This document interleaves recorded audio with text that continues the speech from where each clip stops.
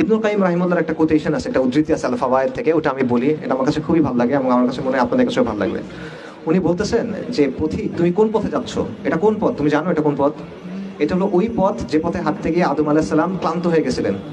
এটা ওই পথ যে পথে হাঁটতে গিয়ে নূহ আলাইহিস সালাম কান্না করে দিয়েছিলেন। এটা ওই পথ যে পথে হাঁটতে গিয়ে ইব্রাহিমকে আগুনে ছুঁড়ে ফেলা হয়েছিল।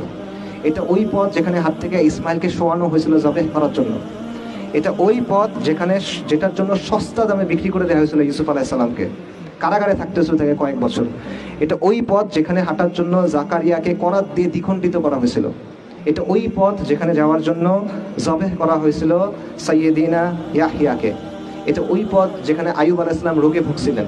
এটা ওই পথ যেখানে দাউদ আলাইহিস সালাম তার কান্না সব সীমা অতিক্রম করে চলে গেছিল। এটা ওই পথ যেখানে হাঁটতে গিয়ে ঈসা আলাইহিস সালাম নিঃসঙ্গ জীবনযাপন করতে হয়েছে। এবং এটা ওই পথ যেখানে জন্য রাসূলুল্লাহ সাল্লাল্লাহু আলাইহি ওয়াসাল্লামকে অসংখ্য কষ্ট সহ্য করতে হয়েছে। এটা ওই পথ। তো তুমি কোন পথে হাঁটতেছো? তুমি এখনো খেল তামাশার মধ্যে আছো। পথিক, তুমি কোন পথে যাচ্ছ? এটা হলো ইবনুল কাইয়িমের কথা।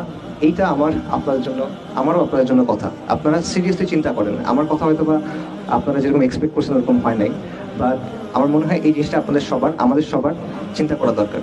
আপনি আসলে এটার জন্য রেডি কিনা? এই কাজটা আপনার সামনে আছে।